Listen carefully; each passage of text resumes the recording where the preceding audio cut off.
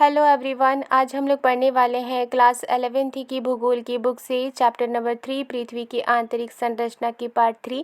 पिछले क्लास में हमने पार्ट 1 पार्ट 2 कंप्लीट कर लिया है। अगर आपने वो वीडियो नहीं देखी है तो आप प्ले लिस्ट में जाकर देख सकते हैं। तो चलिए शुरू करते हैं आज की क्लास। आज हम पढ़ने वाले हैं भूकंपीय तरंगों का संचरण, यानी कि भूकंपीय तरंगों का फैलाव, भूकंपीय तरंगों का चलना, भूकंपीय तरंगों का बढ़ना। भिन्न भिन्न प्रकार की भूकंपीय तरंगों के संचारित होने की प्रणाली भिन्न भिन्न होती है। अलग अलग तरह की भूकंपीय तरंगें होती हैं और उनके आगे बढ़ने की जो सिस्टम होती है, उनका आगे फैलने का जो सिस्टम होता है वो अलग अलग होता है।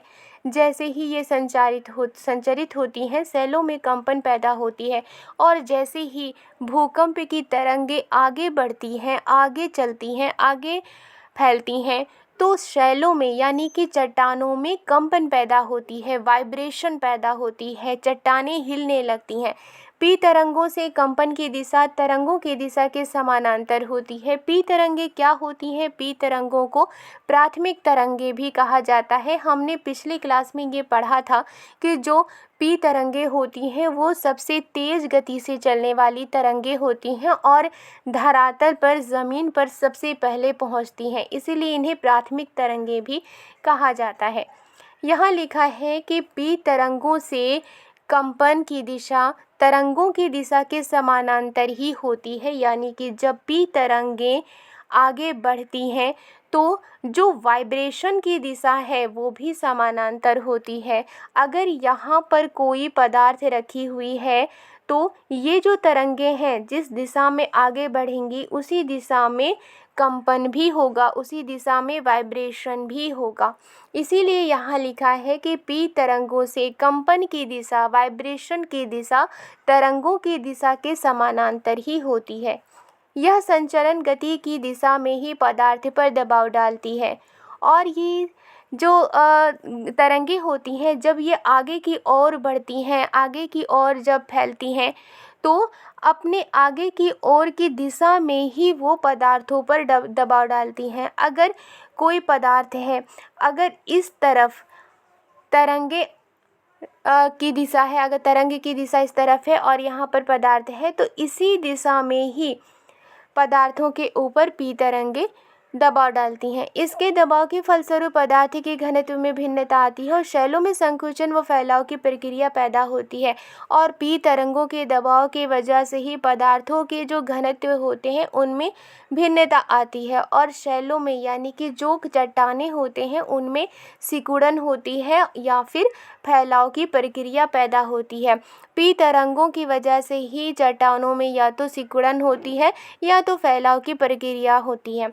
अन्य तीन तरह की तरंगें संचरण गति के समकोण दिशा में कंपन पैदा करती है। हम जानते हैं कि तरंगें दो तरह की होती हैं, पहला है भूगर्भिक तरंगें और दूसरा है धरातलीय तरंगें। जो भूगर्भिक तरंगें होती हैं वो दो तरह की होती हैं, पहला है पी तरंगें और दूसरा है इस तरंगें। इसी तरह से धरातलीय तरंगें भी दो तरह की होती हैं। तो जो धरातलीय तरंगी होती हैं वो दो तरह के होते हैं, लव तरंगे एंड रेले तरंगे। तो यहाँ पर हमने पी तरंगों के बारे में पढ़ा। अन्य तीन तरह की जो तरंगे होती हैं वो संचरण गति के समकोण दिशा में कंपन पैदा करती है, यानी कि जो अन्य तीन तरह की तरंगे होती हैं उनके आगे बढ़ने की जो गति होती है वो गति समकोण दिशा में, यानी कि जिस तरफ वो गति कर रही है उसके समकोण दिशा में कंपन पैदा करती है।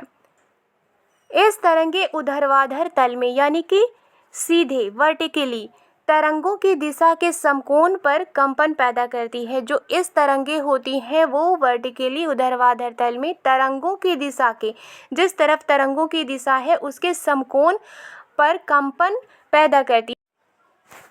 अतः ये जिस पदार्थ से गुजरती है उसमें उभार व गर्त बनाती है। यहाँ लिखा है कि इस तरंगें जिस पदार्थ से गुजरती है उस पदार्थ में वो या तो उभार बनाती है, यानी कि या तो उनमें उभार होता है, उठा हुआ होता है, या फिर गर्त बनाती है या फिर उस पदार्थ में गड्ढा बनाती हैं। धरातलीय तरंगें सबसे अधिक विनाशकारी समझी जाती हैं और जो धरातलीय तरंगें होती हैं वो सबसे ज़्यादा खतरनाक मानी जाती हैं।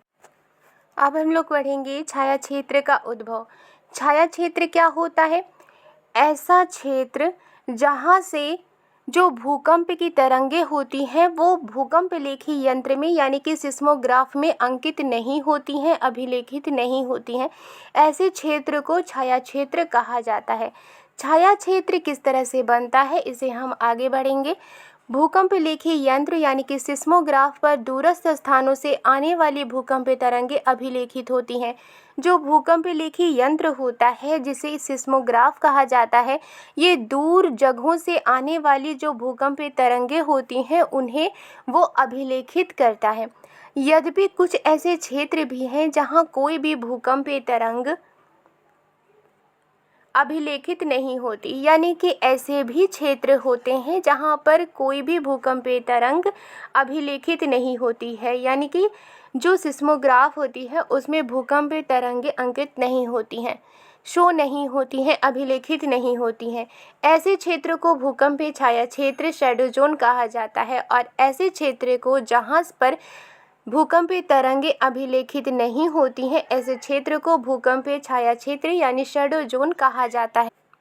विभिन्न भूकंपीय घटनाओं के अध्ययन से पता चलता है कि एक भूकंप का छाया क्षेत्र दूसरे भूकंप के छाया क्षेत्र से सर्वथा भिन्न होता है।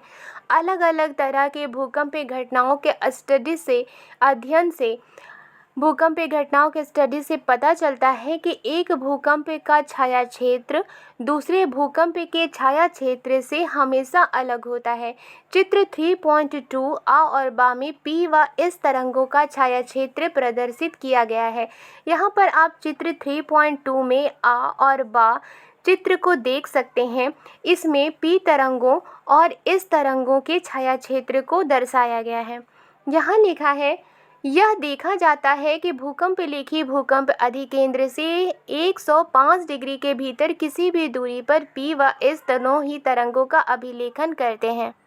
यहाँ लिखा है, ये देखा जाता है कि भूकंप लेखी यानी कि सिस्मोग्राफ भूकंप लेखी यंत्र जो भूकंप तरंगों को अभिलेखित करता है, वो भूकंप लेखी यंत्र भूकंप अधिकेंद्र से 105 डिग्री के भीतर किसी भी दूरी पर पी व एस दोनों ही तरंगों का अभिलेखन करता है। भूकंप लेखी यंत्र यानी सिस्मोग्राफ 105 डिग्री के अंदर ही पी तरंगों और एस तरंगों को अभिलेखित करता है। आगे लिखा है, भूकंप लेखी अधिकेंद्र से 145 डिग्री से परे केवल पी तरंगों के पहुंचने को ही दर्ज करते हैं और इस तरंगों को अभिलेखित नहीं करते हैं। यहाँ लिखा है कि जो सिस्मोग्राफ होते हैं वो 105 डिग्री के अंदर पी तरंगों और इस तरंगों को अभिलेखित करते हैं, लेकिन 145 डिग्री के अंदर सिर्फ पी तरंगों के पहुंचने को ही दर्ज करते हैं और इस तरंगों को सिस्मोग्राफ अभिलेखित नहीं करते हैं। अतः वैज्ञानिकों का मानना है कि भूकंप अधिकेंद्र से 105 डिग्री और 145 डिग्री के बीच का क्षेत्र जहां कोई भी भूकंपीय तरंग अभिलेखित नहीं होती, दोनों प्रकार की तरंगों के लिए छाया क्षेत्र यानी शैडो जोन है। यानी कि वैज्ञानिकों का ये मानना है कि भूकंप अधिकेंद्र से 105 डिग्री और 145 डिग्री के बीच का जो क्षेत्र होता है जहाँ पर भूकंपीय तरंगें अभिलेखित नहीं होती हैं, ऐसे क्षेत्र को दोनों प्रकार की तरंगों के लिए छाया क्षेत्र माना जाता है यानी शैडो जोन माना जाता है। आप इस पिक्चर में देख सकते हैं कि ये पी तरंग छाया क्षेत्र है, ये इस तरंगों का किरण पथ है और यहाँ पर 105 डिग्री से लेकर 145 डिग्री के बीच में आप देख सकते हैं कि यहाँ पर तरंगें अभिलेखित नहीं होती हैं, इसलिए ये पी तरंगों का छाया क्षेत्र। दूसरे पिक्चर में आप देख सकते हैं कि ये इस तरंगों का छाया क्षेत्र है, ये पी तरंगों का किरण पथ है और 105 डिग्री के बाद सिस्मोग्राफ में जो तरंगें होती हैं वो अभिलेखित नहीं होती हैं, इस तरंगें अभिलेखित नहीं होती हैं। यहाँ लिखा है 105 डिग्री के परे पूरे क्षेत्र में इस तरंगें नहीं पहुँचती, यानी कि 105 डिग्री के बाद पूरे क्षेत्र में इस तरंगें नहीं पहुँचती हैं। इस तरंगों का छाया क्षेत्र पी तरंगों के छाया क्षेत्र से अधिक विस्तृत होता है, यानी कि जो इस तरंगों का छाया क्षेत्र होता है वो पी तरंगों के छाया क्षेत्र से बड़ा होता है। यहाँ लिखा है भूकंप अधिकेंद्र के 105 डिग्री से 145 डिग्री तक पी तरंगों का छाया क्षेत्र एक पट्टी के रूप में यानी बैंड के रूप में पृथ्वी के चारों तरफ प्रतीत होता है। आप यहाँ देख सकते हैं कि 105 डिग्री से 145 डिग्री के बीच में जो पी तरंग का छाया क्षेत्र है वो पूरे पृथ्वी के चारों तरफ प्रतीत होता है। इस तरंगों का छाया क्षेत्र न केवल विस्तार में बड़ा है वरन यह पृथ्वी के 40% भाग से भी अधिक है। यहाँ लिखा है कि इस तरंगों का छाया क्षेत्र न सिर्फ विस्तार में बड़ा है बल्कि ये पृथ्वी के 40% भाग से भी ज़्यादा है। अब हम लोग पढ़ेंगे भूकंप के प्रकार। भूकंप कितने प्रकार के होते हैं? भूकंप 5 प्रकार के होते हैं। पहला है विवर्तनिक भूकंप, दूसरा है ज्वालामुखी जन्य भूकंप, तीसरा है नियात भूकंप, चौथा है विस्फोट भूकंप और पांचवा है जनित भूकंप। सबसे पहले हम पढ़ेंगे विवर्तनिक भूकंप के बारे में। सामान्यतः विवर्तनिक भूकंप ही अधिक आते हैं। ये भूकंप भ्रंश तल के किनारे चट्टानों के सरक जाने के कारण उत्पन्न होते हैं। भ्रंश तल किसे कहा जाता है? चट्टानों के बीच जो दरारें होती हैं उसे भ्रंश कहा जाता है। यहाँ लिखा है जो विवर्तनिक भूकंप होते हैं वही सबसे ज़्यादा आते हैं। जब भ्रंश तल यानी कि चट्टानों के बीच की जो दरारें होती हैं उनके किनारे चट्टानें जब सरक जाती हैं तो उनकी वजह से विवर्तनिक भूकंप आते हैं। नेक्स्ट है ज्वालामुखी जन्य भूकंप। यहाँ लिखा है एक विशिष्ट वर्ग के विवर्तनिक भूकंप को ही ज्वालामुखी जन्य भूकंप समझा जाता है। यह भूकंप अधिकांशतः सक्रिय ज्वालामुखी क्षेत्रों तक ही सीमित रहते हैं। हम जानते हैं कि जब ज्वालामुखी फटती है तो आसपास के क्षेत्र में भूकंप होना शुरू हो जाती है क्योंकि ज्वालामुखी के फटने से चट्टानें भी सरकती हैं। जो ज्वालामुखी जन्य भूकंप होता है वो एक तरह का विवर्तनिक भूकंप ही होता है और ये भूकंप ज़्यादातर सक्रिय ज्वालामुखी क्षेत्रों तक ही सीमित रहते हैं, यानी कि ऐसे क्षेत्रों तक ही सीमित रहते हैं जहाँ पर ज्वालामुखी आती रहती है। नेक्स्ट है नियात भूकंप। खनन क्षेत्रों में कभी कभी अत्यधिक खनन कार्य से भूमिगत खानों की छत ढह जाती है जिससे हल्के झटके महसूस किए जाते हैं। इन्हें नियात भूकंप कहा जाता है। यानी कि ऐसे क्षेत्र जहां पर खनन का कार्य किया जाता है, कभी कभी ज़्यादा खनन कार्य होने की वजह से भूमिगत खानों की जो छत होती है वो ढह जाती है। ज़मीन के अंदर की खानों की छत ढह जाती है जिससे हल्के झटके महसूस किए जाते हैं। ऐसे भूकंप को नियात भूकंप कहा जाता है, यानी कि कोलैप्स भूकंप कहा जाता है।